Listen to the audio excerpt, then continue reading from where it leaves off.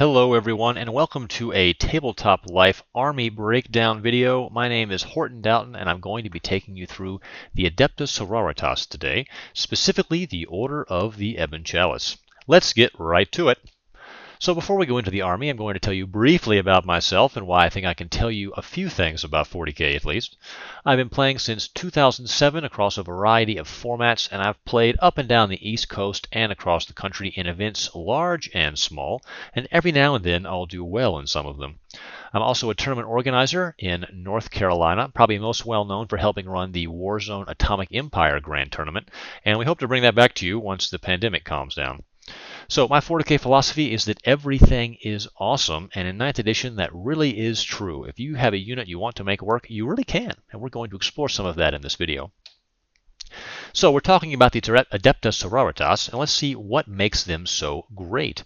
The biggest thing is they have a mechanic called Acts of Faith, which work through miracle dice. And what are those? They are a resource of known dice values generated throughout the game that can be substituted for an advance roll, a charge roll, a Deny the Witch test, a hit roll, a wound roll, a saving throw, a damage roll, or a morale test.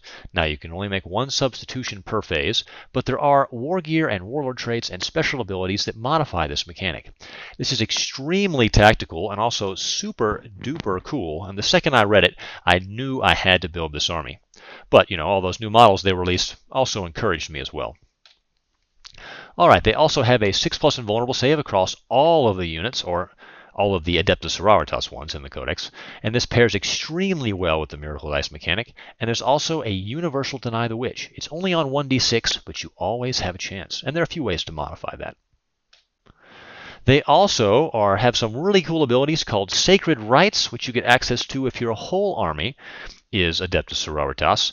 This is a set of abilities that you get to choose after deployment, before the game begins. You can either choose one or roll two, and they're all really handy. You get modifiers to advances and charges, being able to shoot or fight again on a 5+, +3 to Deny the Witch, wound rolls of a 6 improve the AP by 1, melee attacks of a 6 score an additional hit, or re-rolling morale tests. These really are all useful, and you can pick the one you need or gamble and roll 2. I usually find myself choosing number 5, but against psyker-heavy armies I have chosen number 3 for that +3 to Deny the Witch. They're all a big deal.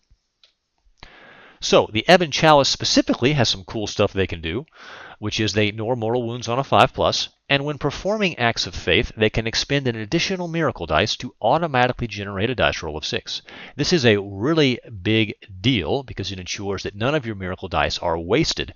Let's say you have 2 1s in your miracle dice pool. Well, you can fuse them together and make a 6. So you really maximize the miracle dice mechanic, and I just can't see myself not doing Ebon Chalice for that reason. So we have an army list here. It may not be the most ultimately amazing army list of all time, but I think it really gives you some good play against a variety of opponents. This is just an overview of it, and we're going to break it down unit by unit later in the video. So let's break it down one unit at a time. So beginning in the HQ slot, we have a Canon S with a Inferno pistol, the Blade of Admonition, which is a relic we'll go over, and she is the Warlord with the Warlord trait Terrible Knowledge. So what is a Canon S? Canon S is a very cheap HQ choice with 5 wounds and a 4+ invulnerable save that gives reroll 1s to the whole army and reroll all hits to Celestians. The Blade of Admonition is a relic that gets her to Strength 5, AP -3, Damage 3. Very efficient combat weapon. And the Terrible Knowledge Warlord trait ensures that the first miracle dice you generate of the game is an automatic 6, and that you gain D3 command points at the start of the game. It's just extremely useful. It's unique to Ebon Chalice, and I can't see myself ever not taking it. It's just too handy. Now the big combo here is this Canoness can do high damage in both the shooting phase and the assault phase, and she's so cheap you just kind of throw her at the enemy and cause problems. You also have access to this wonderful stratagem right here, Divine Intervention, which basically lets you spend 2 command points to bring a destroyed, non-named character back to life.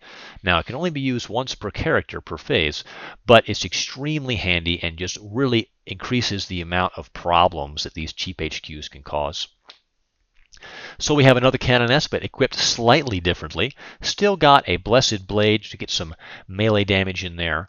But the big thing is this Canoness has the Warlord trait Beacon of Faith, which lets you generate an extra miracle dice at the start of each of your own turns. This is a big deal because it's going to continue to ramp up those miracle dice for you to make magic happen on the tabletop. Now this Canoness's role is a little different. It's going to support the Exorcists, which are going to stay back in the shoot, and we're going to stay back and shoot, which we're going to talk about. And the relic here is the Wrath of the Emperor. Range 18, pistol 4, strength 5, -2, damage 2.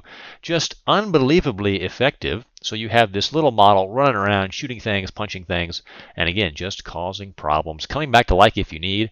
What's not to like? All right, going down the HQ list, we now have the Triumph of St. Catherine. I could do a whole video on this thing, but essentially it is 5 support characters all in one unit. It provides extra miracle dice, it modifies miracle dice, it lets you do additional acts of faith, it makes units auto-pass morale, gives you +1 to hit in melee, and can throw holy fire on the enemy. It really just kind of does everything. It's kind of this magic miracle machine, and I've never seen a similar unit in 40k. It has a unique profile that's difficult to destroy for most armies. It's toughness 3, but 18 wounds with a 4+ invulnerable save, and that's tricky. That's tricky to get rid of for a lot of armies, unless you can catch it out in the open with just massive amounts of anti-personnel fire. It does have solid close combat power, but its role is super duper support unit. It makes everybody better, including itself in a pinch, and I have difficulty making lists without the thing because it really just makes magic happen on the tabletop. It truly is amazingly good if you play it correctly. All right, rolling down into the troop slot, we get just 4 units of Battle Sister squads. This is just a cheap little troop unit that runs around, raises banners, holds objectives, and can be surprisingly mobile with miracle dice as an auto advance 6 or auto charge 12, which is reliably easy to do with Ebon Chalice. So just a very effective, cheap troops unit that helps contribute to the game. All right, now getting into the elite slot, we have 3 units of 4 Sisters Repentia. This is a melee unit equipped with the Penitent Eviscerator, which brings them in at strength ×2, which gets them to 6, AP -3, damage 2. Now when you attack with this weapon, you subtract 1 from the hit roll. However, they can re-roll all hits in a turn they charge or are charged. This makes them very effective and hard-hitting. And they also generate a miracle dice when they are destroyed. The trick here with 3 units of 4 is that all 3 units can be kept in strategic reserve for only 1 command point. And again, because you're Ebon Chalice and can reliably generate 6s, you almost always have the miracle dice you need to guarantee a charge from reserve. This makes these things unbelievably effective both on the tabletop or from reserve, and I always take at least 2 units of them.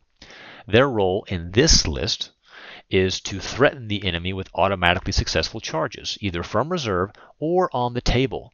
Since, again, with Miracle Dice, you can very reliably move 6, advance 6, and charge 12. It creates a gigantic threat bubble that's going to make your opponent pretty nervous. All right, going into the other parts of the elites, the Celestian squads. These are Celestian squads equipped with melta guns and a Simulacrum Imperialis. Let's talk about what they do.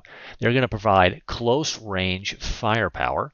The big thing here is they reroll all hits within 6 inches of a Canoness, and they can intercept damage that the Canoness suffers, increasing the likelihood you can keep your Canoness alive if you want to. They also have a 2 command point stratagem, which lets them reroll all hits and wounds for a phase, which is extremely helpful. And the Simulacrum Imperialis, that tall banner there, you see, lets them perform 1 extra act of faith per phase. So they get in close with their melta guns, they can make the damage happen and do 16 damage or perhaps even more with their melta guns. Big deal. The role is simply to go forward and blow stuff up, either from reserve or from out of a transport or from on the table, and they're really, really good at doing that. Okay, I never leave home without these, basically. Very cheap, 90 points, blow stuff up. So going into the fast attack, we have the Seraphim, basically flying sisters. Okay, and they have some unique stuff going. One, the ability to move 12 makes them very effective on the tabletop in 9th edition. And they have a stratagem that lets you bring them on from reserve, and then they can shoot in the end of the movement phase, but at plus 6-inch range to their pistol weapons. So what this lets you do is it lets you fire your Inferno pistols on a turn you arrive from reserve, which is super handy. So you can keep them on the table and shoot things, or come down from reserve and shoot things. Another thing to keep in mind is one of the ways you generate miracle dice is by destroying units at the end of a phase. So using the stratagem to drop down and shoot something at the end of the movement phase would let you generate a dice in the movement phase, and then if you destroyed something in the shooting phase, you would get another one. So these units have a lot of play and are very effective for only 100 points. Their role is, like we said, just to strike from reserve or bounce around the table from behind terrain and pounce on the enemy. Very effective, hard to argue. They're fragile, but when they strike really hard. All right, getting into some heavy supports here, we have a Exorcist. An Exorcist is kind of a workhorse of the Sisters Army with incredible firepower. It's a blast weapon, but it gets 3d3 shots at strength 8, AP -3, damage d6. It's a very durable platform with tough 8 and 12 wounds. The the combos here is you have a fallback and still be able to shoot and or charge stratagem. Very helpful, and it works extremely well with the Triumph of St. Catherine. The reason is the Triumph of St. Catherine, again, lets you modify miracle dice and lets you perform extra miracles, so it acts to help keep these durable tanks alive, making them even more durable with auto-passing invulnerable saves if you need to, or armor saves, and or doing extra damage when you shoot your missiles. You get 2 missile wounds through, you got the Triumph nearby, you can make those 2 damage rolls into each of them into a 6, which is super duper critical. Their role is just to provide long-range firepower while holding backfield objectives, and they're extremely good at it. Okay, it is an expensive tank, but it's very effective. All right, now we get into the Retributers with 4 Heavy Flamers and 2 Armorium Cherubs. You might be thinking, Heavy Flamers? Horton, what are you thinking here? Nobody takes Heavy Flamers. Well, Ebon Chalice does, and I'll tell you why. They have incredibly efficient shooting. Okay, now Retributers are unique because their Heavy Flamers are range 16 inches, and the Armorium Cherubs let them get extra shots, basically once per game. An Armorium Cherub can let a model fire again. Okay, so when you cash in both your Armorium Cherubs at the same time, which you're most likely going to do, that would be 6d6 Heavy Flamer hits. However, Ebon Chalice specifically has a stratagem that grants you maximum shots on Flamer weapons, so that is 36 automatic hits with Heavy Flamers at range 16 inches. And then in addition, Retributers have a stratagem which lets you re-roll wounds on Heavy Flamers. So you're talking about 36 hits at strength 5 -1 that can re-roll to wound. That's a huge, huge deal, and this will simply erase hordes, and is such high volume of fire, you can still do about 10 wounds to a vehicle that is less than toughness 10, which is everything. So their role is just to go forward, do the Super Flamer combo, and eradicate a key unit. If they can live for multiple turns and eradicate multiple units, the odds are you're going to win. It's just too effective for 120 points. Big fan of these guys. I should say these girls. All right, now we're getting into the dedicated transports. The Immolators, these are Emulators with the Immolation Flamer. Immolation Flamer is super handy. It's basically an assault Heavy Flamer. Assault 2d6, strength 5, AP -1, damage 1, and it automatically hits the target. It's a really mobile platform. It moves 12, it's assault, and the range of the gun is 12. So just because of how the objectives are typically placed in 9th edition, you're pretty much always going to have range, and it's really going to help you put some hurt on hordes. Other reason I like the Flamer is no matter how much your ballistic skill degrades, you're automatically hitting, so that's really helpful. It's a very efficient transport, and it has a stratagem to automatically explode, which again really helps. This is another unit with its flamers that can leverage the Ebon Chalice stratagem of the maximum amount of hits on flamer weapons. And again, having one of these things move up the table, automatically advance 6, automatically get 12 hits. You can see that this has a lot of play. Its role is to transport the Celestians, tag enemy units, shoot in combat, and cause problems. Again, the fact that you can move up 12, auto advance 6, shoot, potentially with max shots, and then with the stratagem, also charge, potentially charge 12. Their threat range is just massive. And again, you can automatically blow them up. They can kind of do a lot of stuff. Very, very big fan of these things. I really want to get at least 3 more. Okay, now we're getting into some of the wild stuff. This is out of the Pariah book, The Unexpected Allies of Ephrael Stern and Kyganil of the Bloody Tears. Now you might be thinking, who are these guys, Horton? I haven't heard of these, never seen these. Well, let me tell you, this pair of characters is absolutely unbelievable. I'm going to tell you about them. They're 125 points for both of them. And Ephrael Stern, the one with that flying cape and sword there, has this ability called Demonifuge. Basically, you roll 2 dice, adding 2 if there's chaos within 18 inches. On a 5+, the nearest enemy unit is going to suffer D3 mortal wounds. But if the roll is a 9 or more, it instead suffers D6 mortal wounds. This by itself is unbelievably good. It can't be denied, and you're just a mortal wound platform against the enemy. Against anything with the chaos keyword, it's unbelievably good. But even if you're not fighting the chaos keyword, it's just consistent mortal wounds that can't be denied. And this unit, these two can be included in any Imperial army, and they don't break the monofaction bonuses.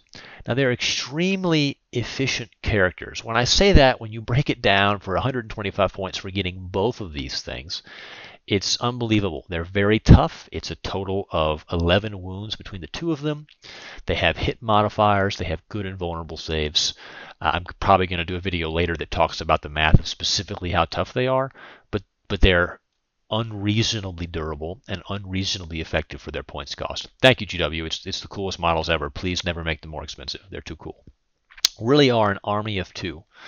So the other thing with Ephrael Stern is Ephrael Stern cannot perform acts of faith, but because she has the Adepta Sororitas keywords, can benefit from certain Adepta Sororitas stratagems, which can help you situationally boost her offense or her defense and her mobility. So again, super duper secret tech there. They're also the coolest models ever, and I just can't make a list without them because they're just so cool. Their role is just to rampage, and I'm serious. You put them on a flank, you deep strike them if you want to, because they can do that. They can teleport in later in the battle, and they can just push up the table. Nobody suspects how good they are. Nobody is ready for it, and they just always do so much damage. It's bananas. So big fan. They really just unstoppably mega rampage up the table. They can be destroyed, but they're unreasonably durable for their points. So big fan.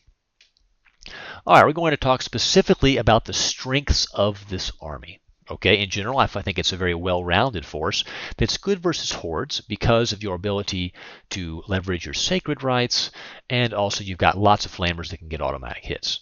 Now, even though it's good versus hordes, it can also be very good versus elite armies because you have lots of strength 8 shooting that's super high quality. It's also extremely durable versus low volume, high damage attacks, as you can see from this picture here, where we have 7 wounds being done to a critical character at a critical time, but with rerolls and miracles and stratagems and things like that, it's very easy to be like, well, I'm going to pass, 6 of 7 of these or 7 of 8 of these. You can reliably do that with this army, and that's a really powerful tool. The army overall is very efficient at removing tough 7 models with low and vulnerable saves. So an Imperial Guard parking lot, an army with a lot of transports, a lot of Tyrannid monsters, you can very reliably erase those type of units. And you have unbelievably reliable damage output due to acts of faith. That cannot be understated. The reliability of the offense and defense of this army is so effective you can really form concrete plans that other armies can't do. So those are real strengths to leverage. Now there are weaknesses, as you can see from this picture. Okay, this army is very susceptible to high volumes of fire. The reason that is because the higher the volume of fire, the less relevant it is to do your tricks to kind of make you pass or really increase the ability to pass 4 or 5 key saves. It doesn't matter if they make you take 30 or 40. Okay, this army in general also really struggles with toughness 8. Adepta Sororitas in general are kind of a strength 8 army. They don't have any strength 9. They have very few wound roll modifying abilities. So an army with a lot of toughness 8 is very difficult for them. Indirect fire is also very tough because even though you have a lot of little units running around holding objectives, indirect fire like plague burst mortars or thunderfire cannons are very reliably able to pick up those small little units holding objectives, and that's a problem for you. And this army struggles with units that have good invulnerable saves. And the reason that's relevant is you have very effective, very high quality shooting, but the volume of high quality shooting is not super duper high. So if you have some enemy units that have 3+ invulnerable saves or even 4+ invulnerable saves, you can't reliably erase it. And so if they have a string of good saves, you're really in trouble. So let's talk specifically about the play style of this kind of army. In general, you want to go second and respond to the enemy. That's just generally how this army plays. I find that to be a more effective play style for it. And you typically play conservatively until your reserves arrive. The reason is your reserves arrive, you can basically guarantee their effectiveness with miracle dice, and that gives you a weak spot on the flank to exploit and push up that next turn. You typically stick together around certain key characters and push up, and that helps you with all their character buffs. Your general approach is to throw all your threats at the enemy and kind of overwhelm them, again, because you can make so much offense reliable. You push forward, you create too many problems, and the opponent really can't deal with it. But again, you have to wait for your opportunity to strike. If you just throw the whole army out there and you don't have an opportunity to strike, then you're going to be in trouble. Okay, when you talk about secondaries this army likes to take, it's typically raise the banners. That's a really good one for the little sister squads. Domination is very good because of the mobility you have with the miracle dice. Engage in all fronts is good because of your reserves and also push forward style. You're typically going to be in all 4 quarters all the time. And then you're going to take something having to do with destroy the enemy, whether that's thin the ranks, bring it down, or assassinate. You can very reliably get at least 10 points out of whichever one of those you need to choose, just because you have reliable offense. If you talk about specific matchups for this army, let's talk about the stuff that it's good against first. You really excel versus demons because they typically just don't have enough guns to deal with you, and you can leverage so much shooting and also so much combat. Tyranids don't really have enough invulnerable saves to deal with what you're throwing down. Custodes, while they have good invulnerable saves, typically don't have enough dudes, enough models to withstand the offense you can put out. Chaos Space Marines have a lot of stuff going on, but typically, they're just not spiky enough to deal with Adepta Sororitas. And Space Marines can be a good matchup. I've had both good and bad matchups against Space Marines. Typically, the more mechanized and elite they are, the better you're going to do, because again, it's an army that can have lots of guys, but typically doesn't have as many high-quality and vulnerable saves, and you can pick them off. But Space Marines that rely heavily on high volumes of fire from lots and lots of intercessors, that can be a problem, but not all Space Marine builds do that. Now let's talk about what the army is bad against. Okay, Titanic unit spam, as kind of skew as those armies are a real problem, because again, you're spamming toughness 8, and that's something Adepta Sororitas is not good against. This is especially apparent in a matchup against lots of Lords of Skulls, which I have a buddy who plays that list, and we've played it a lot. It's a problem. Death Guard is an army that Adepta Sororitas can really struggle against, just because Disgustingly Resilient is so effective. It's really hard on the Exorcists because the Exorcists are multiple shot, high damage weapons. It really just turns off the Repentia, making their damage 2, damage 1, and they're a really hard matchup to power through. Necrons are tough because they have high volume, high AP fire, so it makes your defensive abilities from Miracle Dice less relevant, and you can really struggle with that. Now, Astra Militarum, there are some elements of that army you match up well against, but if they're really depending on a lot of indirect fire, that's a problem because they can hide from your guns and delete your support units, and that's a big problem. Admech, again, while being susceptible to some of your offense because you have so much of it, they have so much firepower. Again, it kind of gets into that such high volume of fire that you really struggle against. Now, just because they're bad matchups and good matchups doesn't mean you're going to automatically win or lose these games, but they're going to play into your strengths or weaknesses in ways that you need to be aware of before you start the game. So, closing thoughts for this army, we've kind of broken it down, is it's super fun. You have so many little cool things you can do with your characters and your stratagems. Big fan. Now, there's extreme tactical depth with Ebon, Chalice, and Adepta Sororitas. You have so much cool stuff you can do. And I have to say, you really always have a chance with Acts of Faith. You can make wild stuff happen and pull victory from the jaws of defeat reliably with some miraculous stuff. Tons of flavor to an Adepta Sororitas army. It's really super fun. Highly recommend you try playing it or playing against it. It's just such a unique army. And there are truly hundreds of great army builds for Adepta Sororitas. There is so much depth in that codex. It is not a one-dimensional army with only a handful of functional builds. It's truly so effective in so many different ways. In the past year and a half of it being out, players have really only scratched the surface of all the cool stuff you can do with it. And another thing to keep in mind whenever you're playing these games or reading an army breakdown is it's important to keep in mind that if you play for the love of the game, you can never lose. And I try to keep that in mind whenever I go and play 40K. Well, I hope you've enjoyed this army breakdown with Tabletop Life, and I look forward to talking to you again later. Goodbye.